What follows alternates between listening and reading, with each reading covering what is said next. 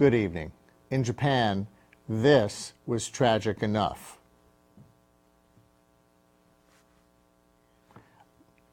A level 9.0 earthquake leading to a tsunami that has killed an estimated 12,000 people so far, leaving hundreds of thousands not just homeless, but without the towns and villages that anchored their lives.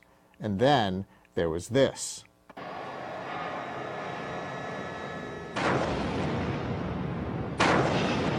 Nuclear plants so damaged that people miles away now fear the rain and the simple act of breathing in and out. The latest news at our deadline is that a second reactor unit in that cluster of reactors in northeastern Japan may have ruptured and appears to be spewing radioactive steam. Spent fuel at an adjacent reactor continues to heat up dangerously. Attempts to cool the fuel by helicopter have been deemed too dangerous. Crews adding seawater have been withdrawn periodically. And in an unprecedented television address, Japan's emperor said he was deeply worried and asked citizens to be compassionate to overcome these difficult times, his words. And in the wake of Katrina here, we saw how Americans reacted to disaster. There were heroes, there were looters, some who could not bear to return home, and others who had to rebuild. How will the Japanese people recover, especially with Hiroshima and Nagasaki in their collective memory? To gain some insights, we are joined first today by Sue Kawashima, who teaches Japanese culture and language at Hunter College. She is the author of a young girl's journal based on diaries she kept from age 11 during Japan's period of imperial expansion in the 30s through the war's end in 1945. Welcome to the program. Thank you so much for coming. Thank you so much. Would you mind recalling the end of World War II for us with the 2 nuclear bombs dropped on Japan? You were a teenager in Tokyo, yes? Not Tokyo. I was 16 years old. 1 year earlier, we people over age graduated 1 year earlier. And so I lived in Nagoya, which is in between Osaka and Tokyo, roughly speaking.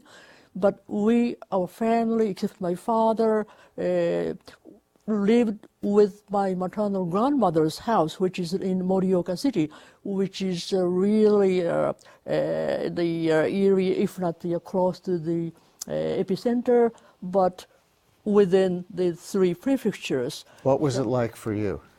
Life there? Well, after the bomb, how did you hear about it? How did it directly affect you? Oh, after my father was still working even after the war, and then so he came to that city, Morioka, where I just graduated from high school. Then we came back to Nagoya. That was our family's home. So. So many things I've written in this book until the end of the life, but under the end of the war, to tell the truth, incredibly many stories. So how shall I say, 2 weeks after the war ended, we, entire family, went back to Nagoya. And what was it like for the country? Was it like starting over? Did you feel like you had to rebuild or start anew? Oh yes, because let alone big cities, but the middle-sized cities, totally 55 or so cities lost its entire city, close to 80% or 90%.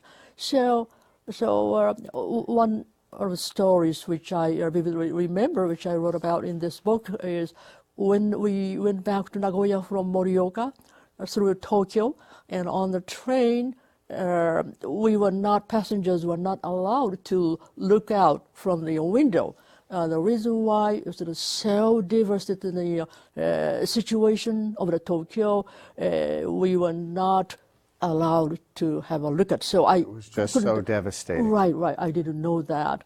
And then when we came back to Nagoya, the place where we came back was not Nagoya, but it's adjacent city, so it was saved from air raid. So when I came back home, I mean, now settled in a temporary house, my feeling was not very, even bad. However, right from the next day, the first trouble was, of course, what to eat for today. So with so many people being displaced from their homes today, Yes. both by the quake and tsunami and by the nuclear crisis, Yes. does it bring back memories? Does it bring back echoes? Does it feel like, in some ways, a similar thing? To me, you're asking, I'm Yes, sorry, I am. to me, yes, so many things. And especially in 1954, which was 9 years after the war ended, USA tested their first hydrogen bomb at the small island in the Marshall Islands, Bikini Island, and atoll. And then among 1,000 or so fishing boats, one of the Japanese fishing boats was closer. Of course, we Japanese people received a warning in advance by the American government. No warning. But yes, Yes, a warning. yes, certainly. However, the effect of the bomb was so powerful, and even people could not, didn't realize or expect that the aftermath of the explosion would cause so much trouble, so that the fishermen realized when they saw in westerly direction the sky, all of a sudden there was a light, flashed light, so bright a light. So they thought, well, it's unusual, but maybe it's near the dawn, but it's not, because it was in a western direction. So it was the It was a shock to yes, people when and these right, H-bomb tests right. were taking so, place. So after that, right after that, the radioactive ashes fell on the boat, and when they come back to a port of Japan, they were found out that all the crew, including the captured fish, were all contaminated. And then several people started to show illnesses. So do you think that older people in Japan yes. who have these memories Yes. are having a different, maybe more difficult time reacting to these events of this week Yes. because they have these memories? Yes. Younger people, I mean, Japan along the way decided, despite the nuclear history, they've built more than 50 nuclear power reactors. Yes, yes, yes. So I think definitely people my age, maybe before 68 or so, when they were 2 years old, I think they're really worrying about. At the time we were prohibited to eat any fish for some month, and then whenever we went out, and then in a rainy day, we were asked to go back immediately, to go back home, take a shower, and then try not to go out. So this terrible memory still lingering on in my mind, and it's just an awful, yes. I heard Yoko Ono interviewed this morning on the radio station where I work, WNYC, and she said she recalled Tokyo at the end of the war too, how it seemed to be fields where she expected buildings, and they of course had to rebuild. And she said the Japanese people, we don't just rebuild, we start over. And we've gotten good at it because we've had to. You're smiling. Does that sound right to you? Well, that's smile because I am just associated with what you've said to Japanese, the structure of Japanese houses. In other words, most of the Japanese-style houses are made of perish and objects like wood and bamboo and paper. So kind of a recycling. It's just different, but after some decades, then they turn to be soil, whereas the semi-concrete building or iron and stone does not integrated into soil. So rebuilding, starting from again, like in a phoenix, I felt very interesting remarks which you've told me. Yes. And do you think there's a cultural response to this that is particularly Japanese, that might be different in some other places? That some other places I don't know. However, in Japan, and then people of my generation was indoctrinated to just serve for the emperor. We believe that, and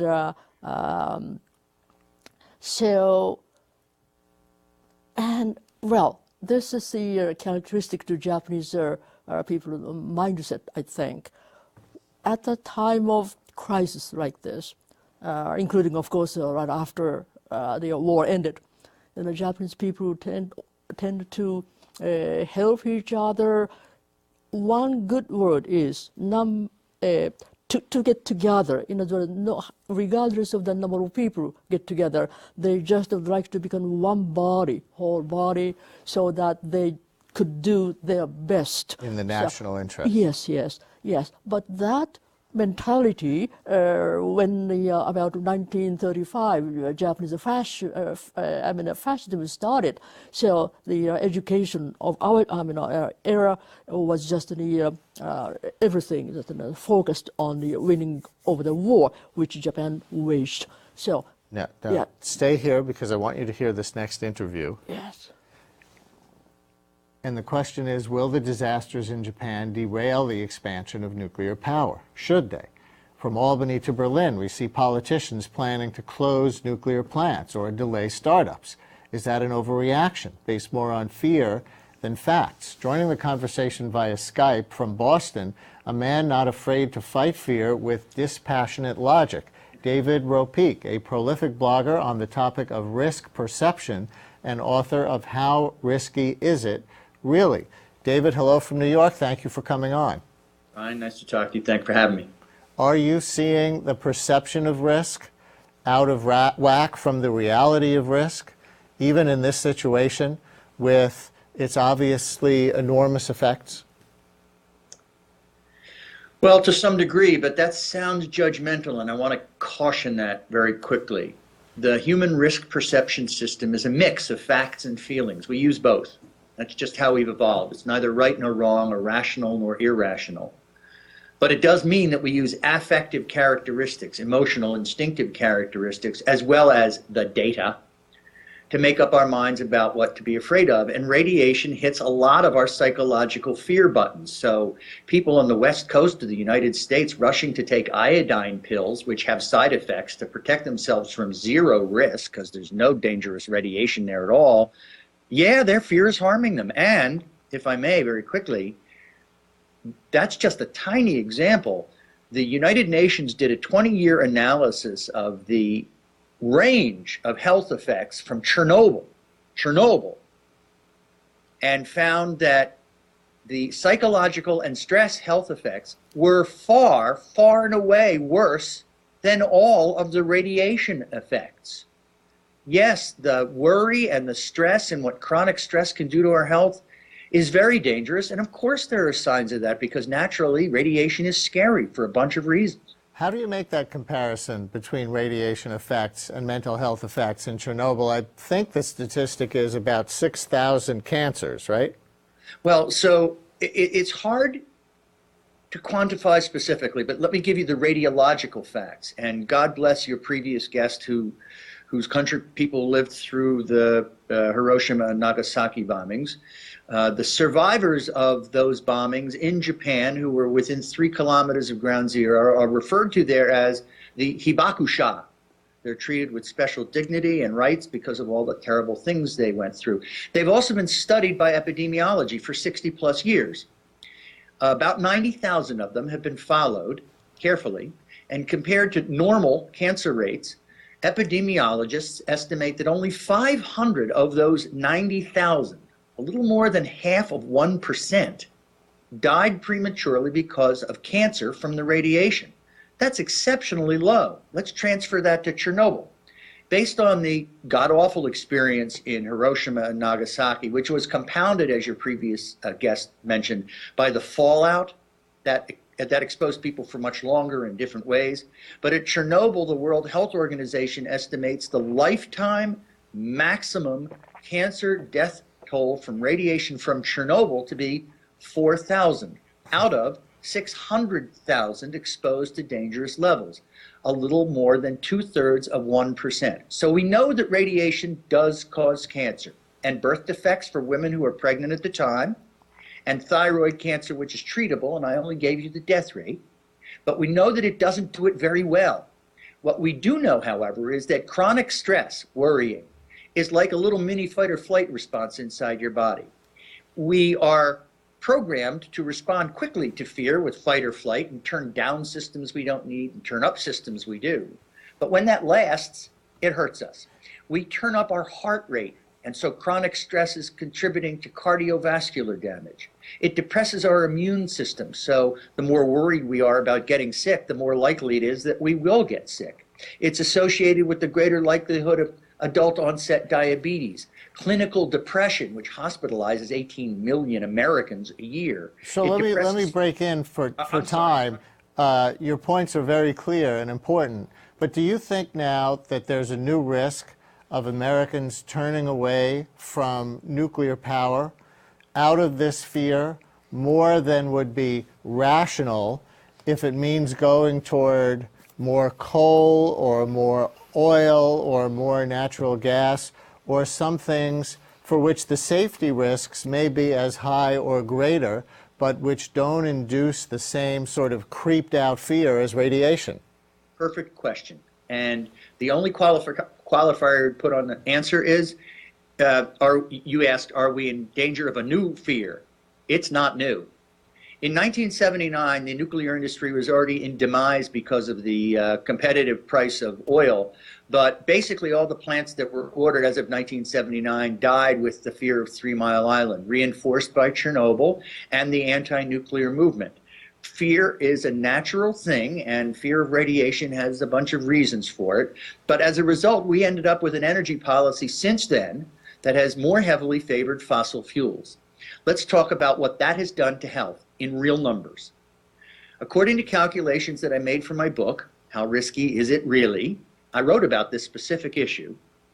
By calculating the amount of fossil fuels that we've burned since 1979 for making electricity, and because we burn a lot of fossil fuels in our cars and other places, and taking just that slice of coal and oil burning and applying that to the number of people in America who have died from particulate pollution, little tiny microscopic particles from the incomplete combustion of fossil fuels, my calculation was that came to 79,000 in that period.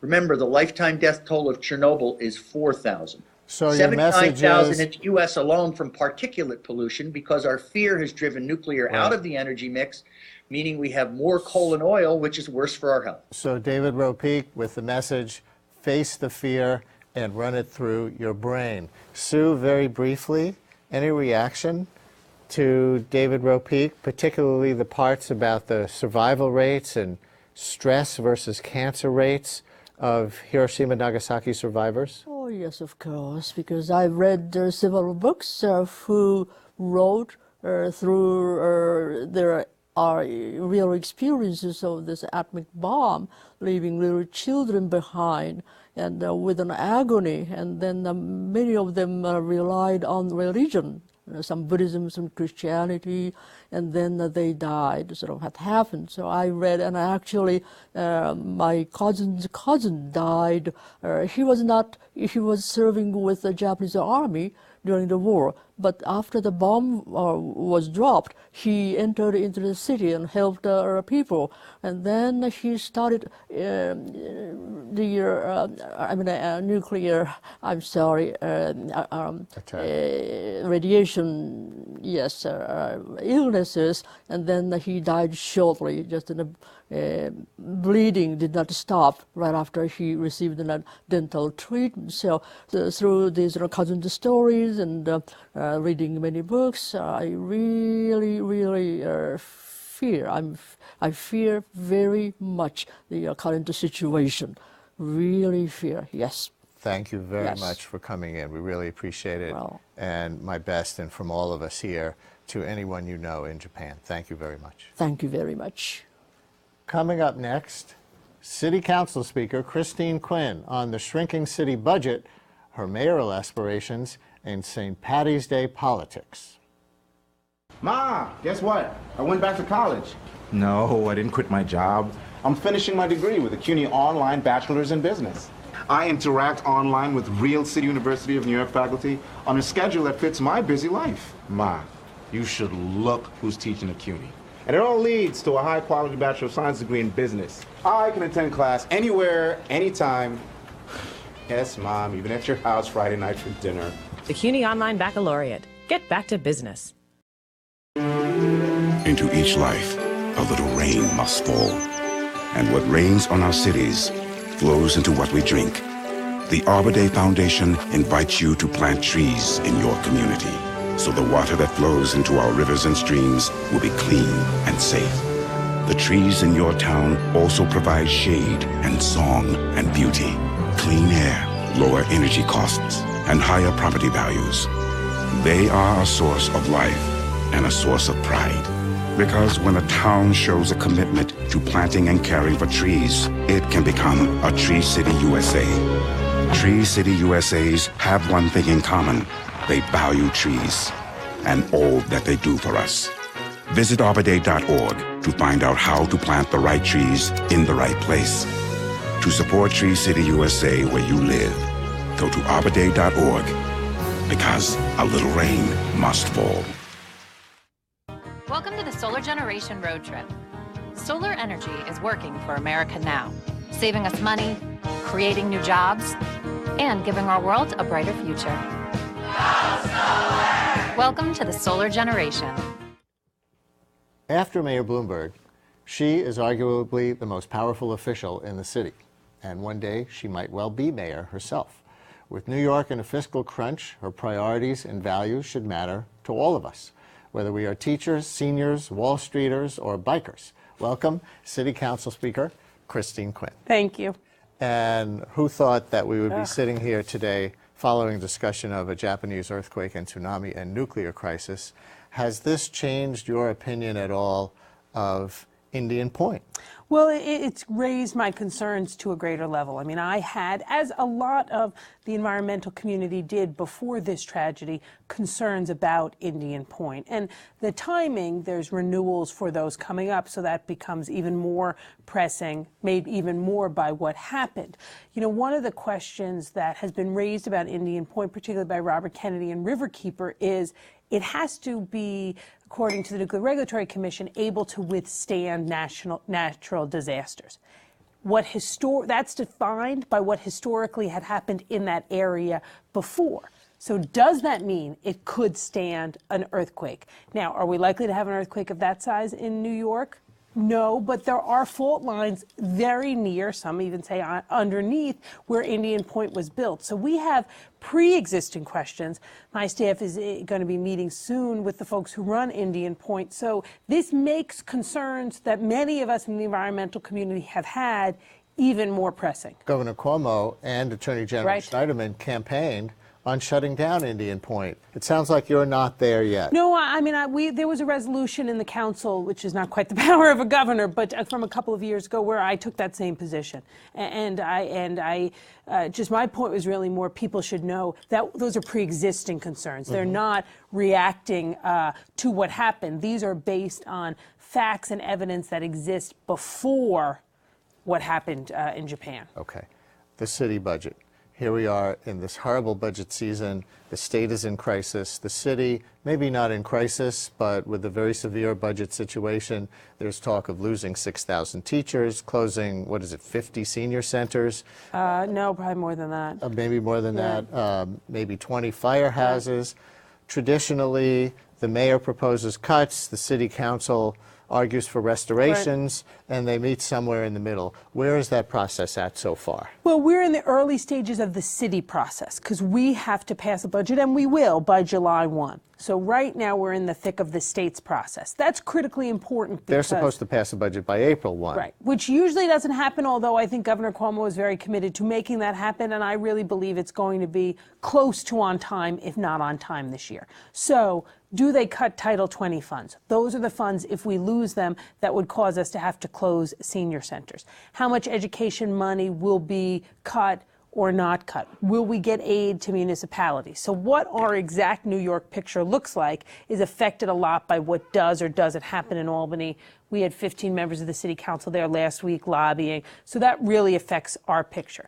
Then once we know that, the mayor will update the preliminary budget, release the executive budget in the spring, and that's where the thick of our negotiations, mayor to council, really begin. We're going to do something this year, which we've done in past years, but perhaps more aggressively. Yes, we're going to talk about the things we want to keep in the budget. We're going to talk about other things we think should come out of the budget. Give me some examples. Where are you the most different from the mayor at this point? Well, let me give you an example of what happened this past winter, at the end of last year. The mayor had proposals of mid-year cuts, many of which we agreed with because we thought it was right to generate savings in preparation for next year. But we didn't agree with closing firehouses, a number of them at night. We didn't agree with eliminating funding for homebound seniors who can't even get to a senior center. Instead, we proposed cuts to professional development contracts at the Department of Education, cuts to technology contracts at the Department of Education. I'm not saying those things are wasteful, but we're past the point of that.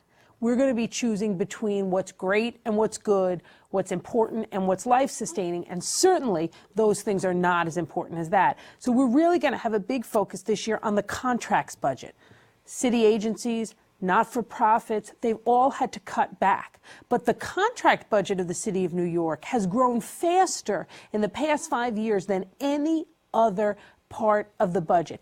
If we're saying to everybody else, do more with less, why aren't we saying that to the corporations we're contracting with? Some of those contracts have built-in cost of living increases. No one else is getting that. And look, having a contract, even if you're a big company with the City of New York, it's a pretty good gig. And if we say to you for a couple of years, you get by with 4% less, they're not going to walk away.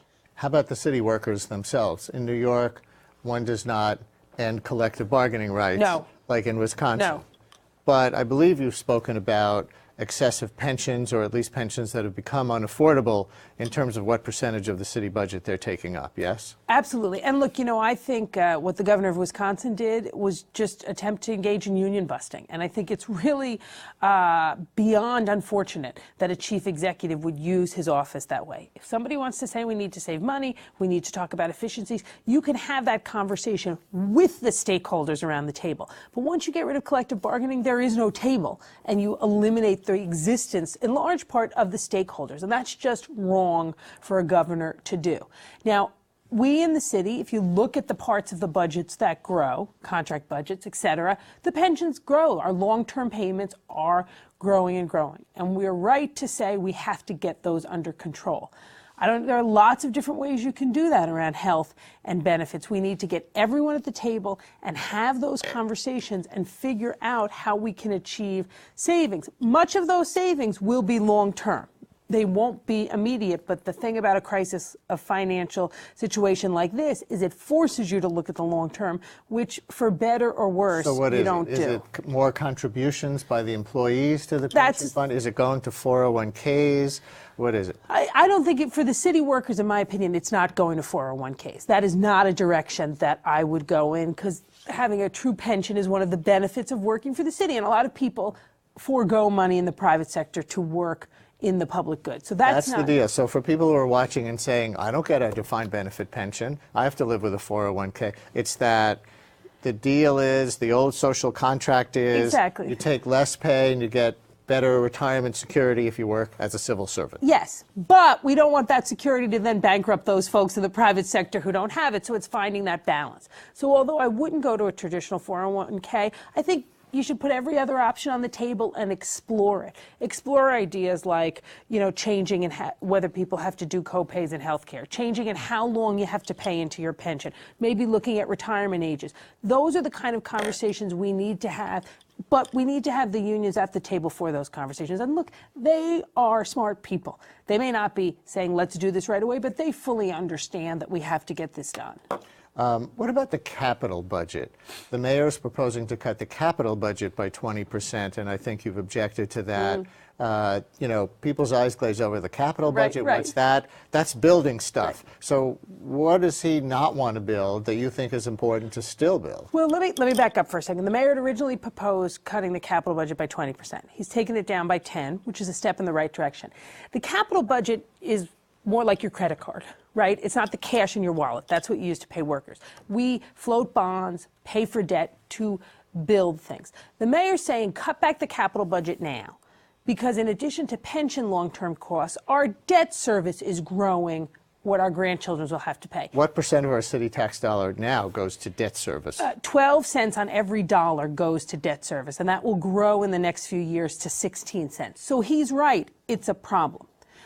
But there are other ways to generate that long-term savings, and I would want to do it a different way because the capital budget employs 55,000 people. So even a 10% cutback, in addition to you not getting the things you want built, people won't work.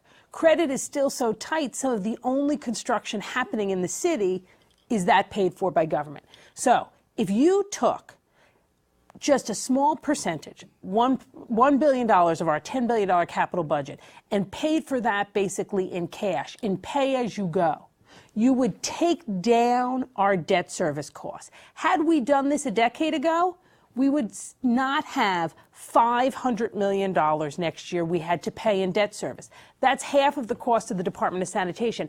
Moving in that direction over the next 5 to 10 years, when we have funds again, will achieve the same thing the mayor wants without putting people out of work. Let's go from the high-priced capital budget to the discount store, Walmart. I didn't know where you were going. Okay. They want to come in and do their own building.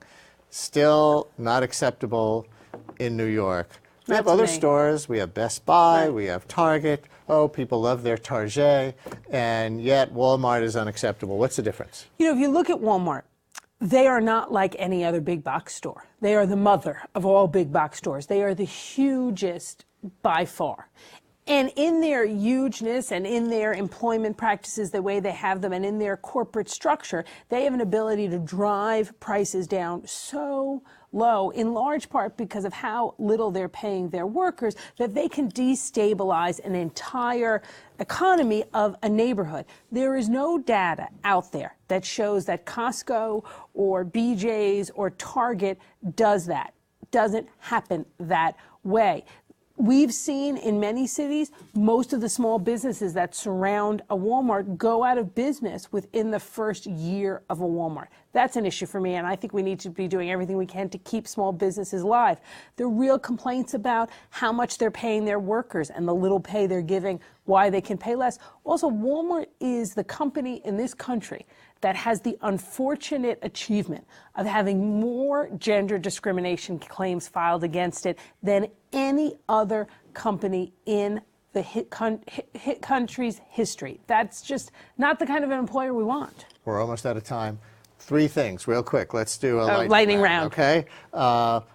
Bike lanes. We're going to see a video in a minute of the kind of bike lane that's on Prospect Park West, separated from the cars to the curb.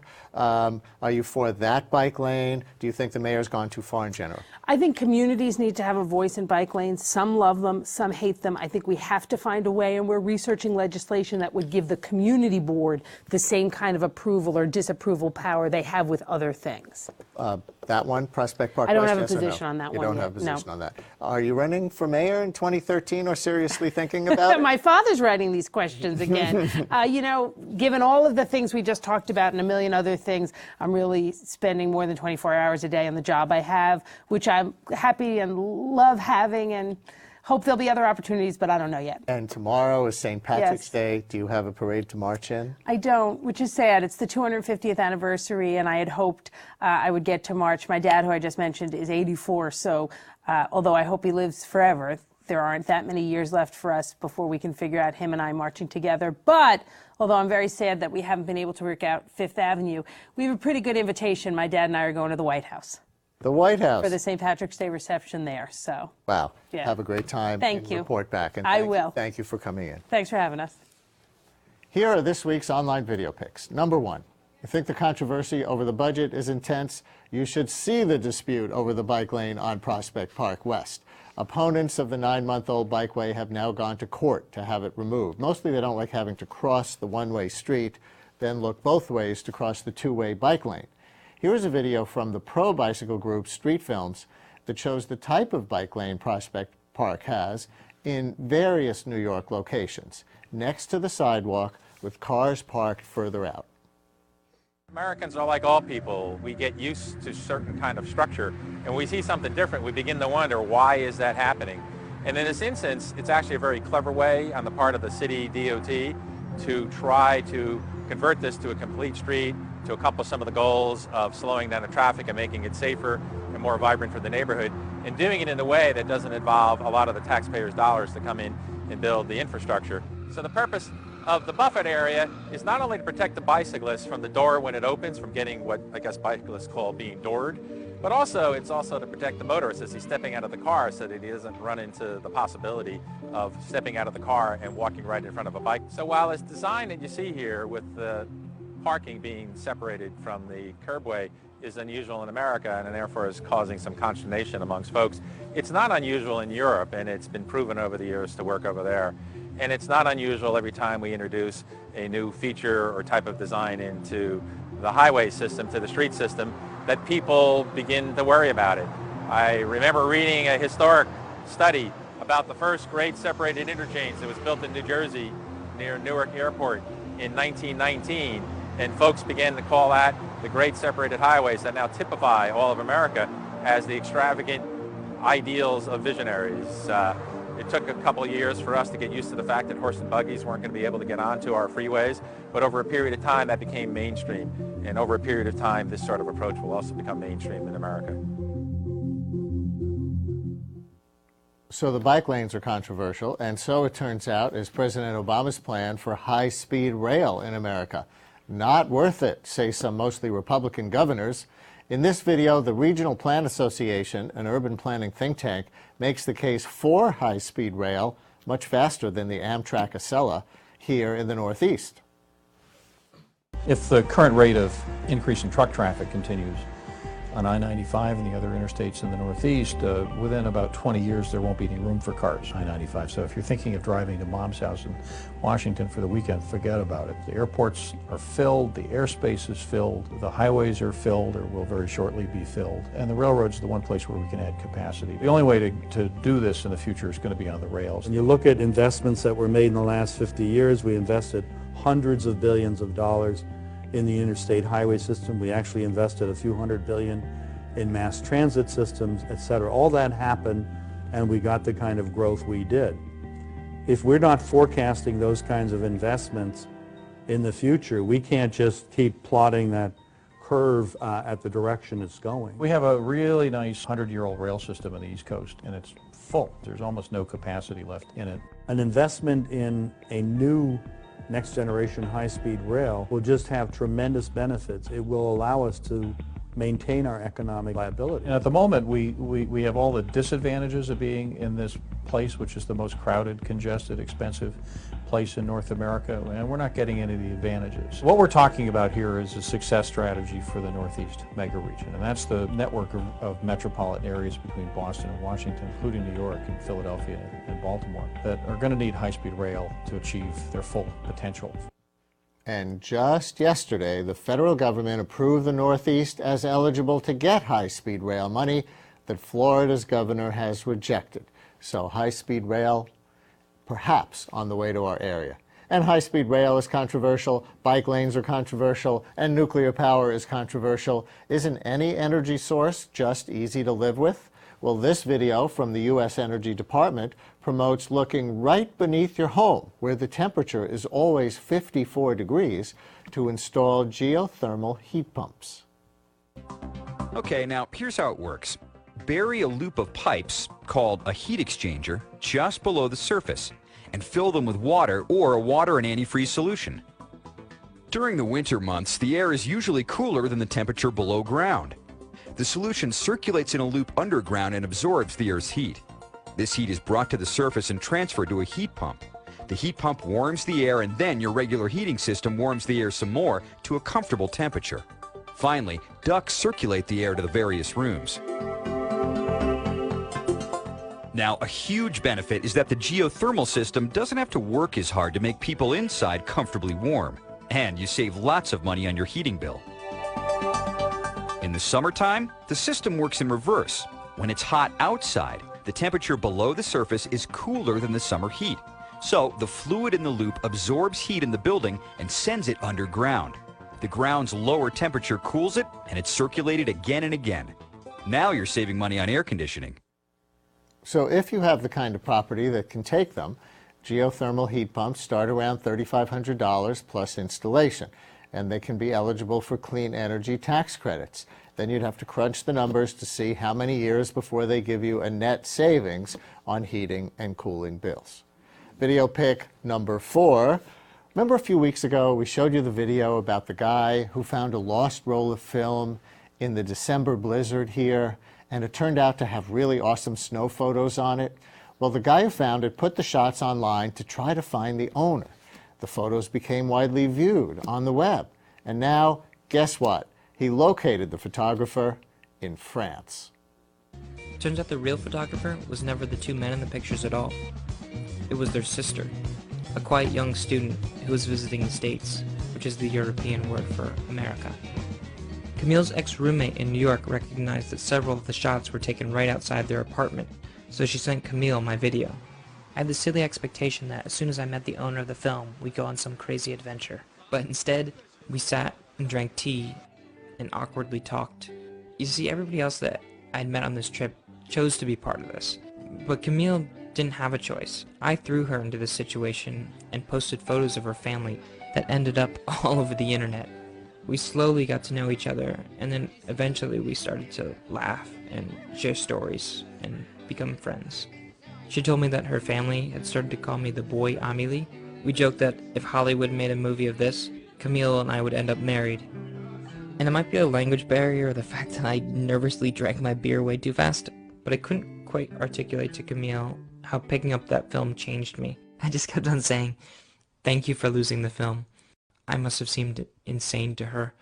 The next day I got to meet Camille again, and this time she brought along her brother Fabian. This is the guy I've been looking for the past 2 months, and I probably wouldn't have recognized him if Camille hadn't introduced us. He showed me his pictures from that day. This is the other half of that photo, where Camille's older brother is throwing the snowball while Fabian and Camille are taking dueling photos. At each step on my trip, I took my own black and white photos with an old film camera that I dug up.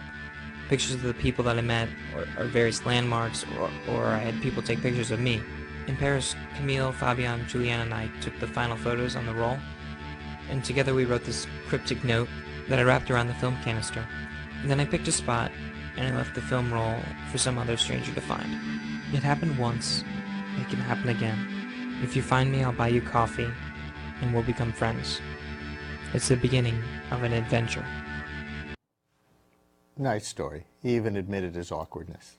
And finally, I don't know if Illinois college student Jacob Tucker will be voted into the March Madness Slam Dunk competition, but he sure knows how to promote himself. This Vote For Me video has been viewed more than 2 million times.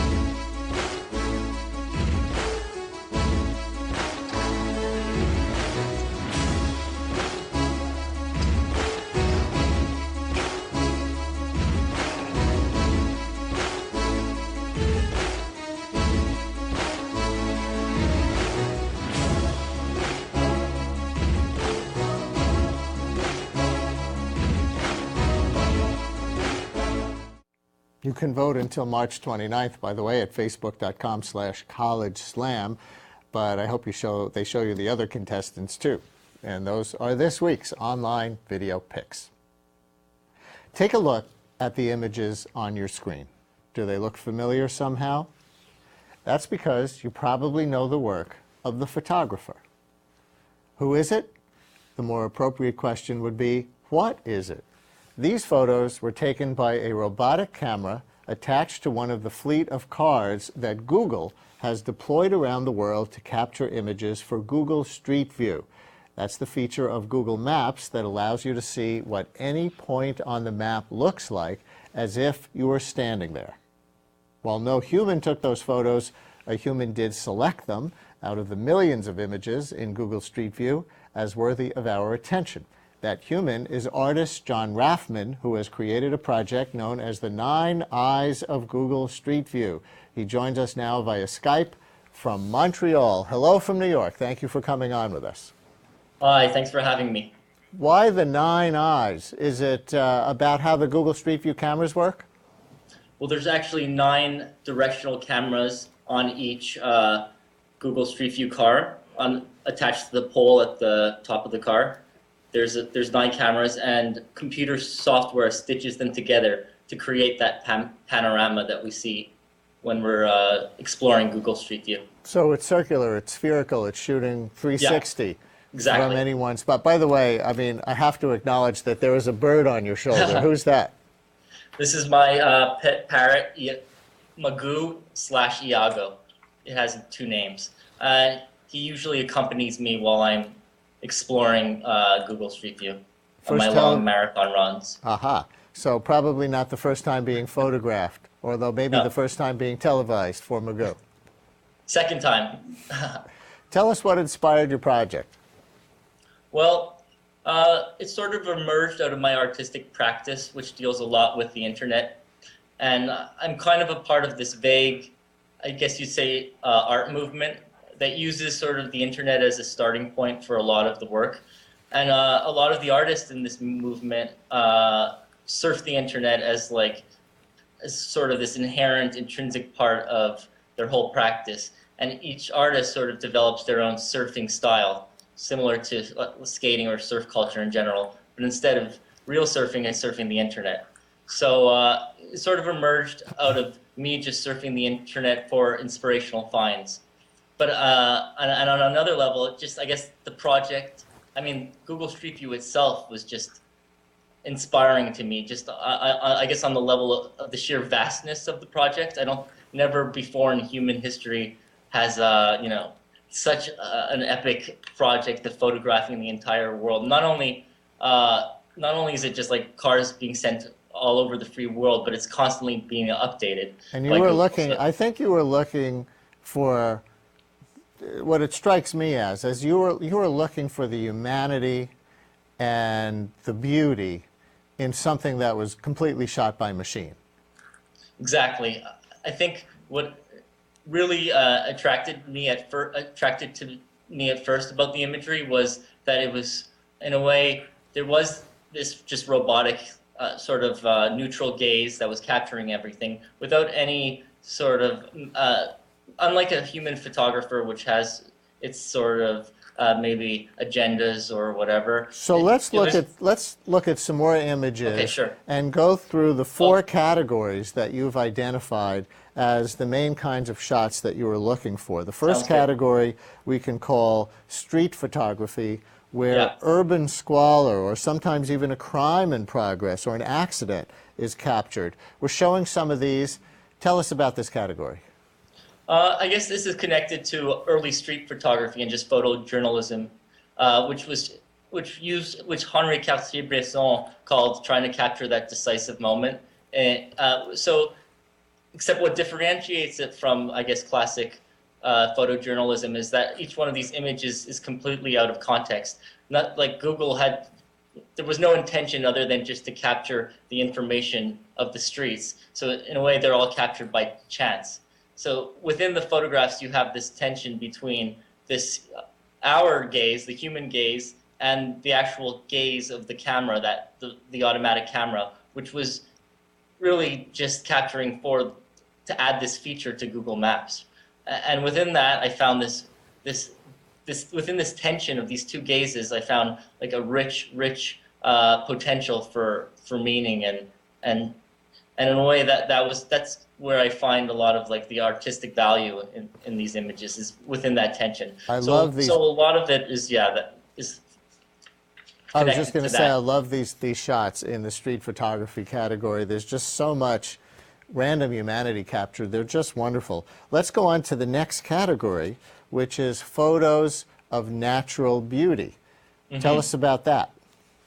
Well, I think in a way Google Street View, the camera just captures whatever it finds in front of it. So, you know, and so in a way it could capture anything from surreal scenes to these more street photography type scenes. And in a way, the only thing that connects all these images is the fact of how it was captured. And I think, you know, you can find more anything really in these images. I mean, after all, it is, you know, taking an image every 15 meters from every perspective. So the only thing that I think aesthetically ties them all together, which I also like, is that they sort of have this noisy quality. If you notice, faces are blurred using the facial recognition software that Google has, and oftentimes it errors, and so random things are blurred. Also, within each image, there is the Google copyright, and I also like to keep the directional compass in the top left corner of the screen, just to like point to the fact of how these images were captured. I think the transparency within the photography is also what gives them this extra value, is that they're, in a way, because we know exactly how they're photographed, it kind of accords the images a certain weight that oftentimes I feel like images of natural beauty might have now become sort of cheesy. I mean, postcard perfect, but somehow a postcard perfect image captured by Google Street View is something's given back to it. In a way, it's allowed to be authentic once again, somehow. And how did Google's truck get to all these places? I mean, I don't recognize all those scenes in particular, but it looks like they might have been in the mountains of Rwanda, somewhere in the Arctic, by a remote waterfalls, very far from a road. I mean, it's impressive, you know, again, the sheer massiveness of this project. Every few months, a new country is being added. So right now you have all of North America, Brazil, Mexico, pretty much all of Europe, and Japan, and a bunch of Oceania. And they're adding and adding and adding. Let's go to your third category, which you call surreal. Tell us about these surreal images. Oh, okay. The images in the surreal category, to me, sort of have to do with odd, sometimes haphazard things that happen to the camera, or that are somehow captured. Oftentimes I like to look for certain glitches that occur and can form almost these abstract scenes, similar to you know, abstract painting almost. Oftentimes they have this almost painterly quality. Other times, because the photography is ripped completely out of context, and in a way all we're seeing is the image framed within you know, on our computer screens. We have no idea, you know, what exactly is going on here. So it forces us to project, you know, the entire narratives. Often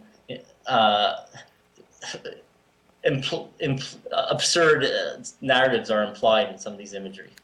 As we show some of the surreal ones, how many images did you have to go through altogether to come up with your?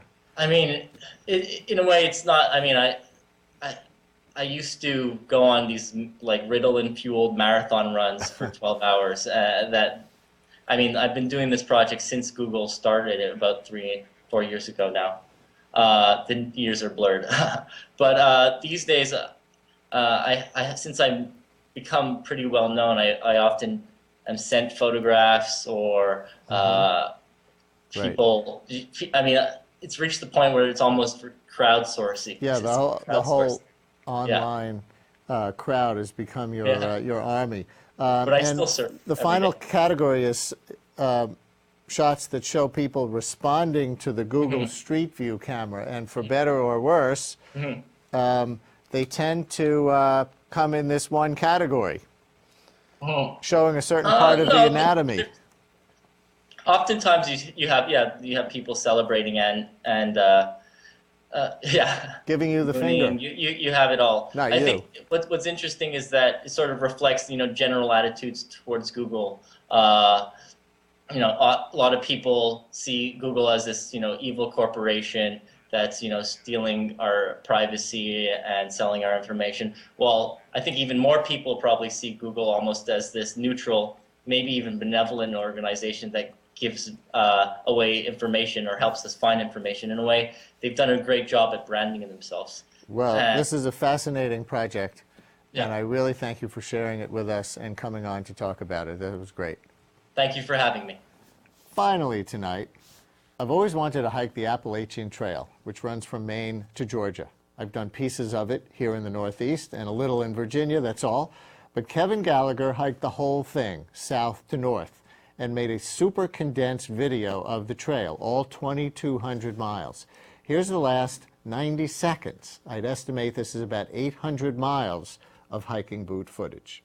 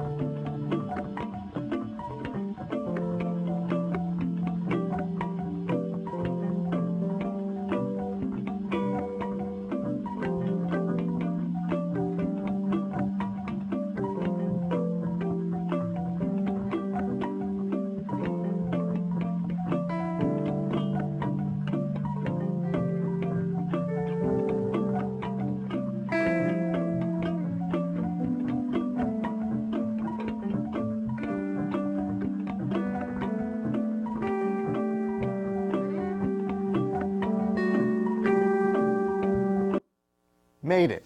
And that's it for this week. See us anytime at brianlehrer.tv.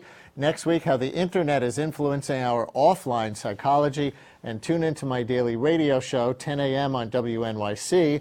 Tomorrow morning, David Remnick, editor of The New Yorker, 10 a.m. on WNYC. Talk to you then.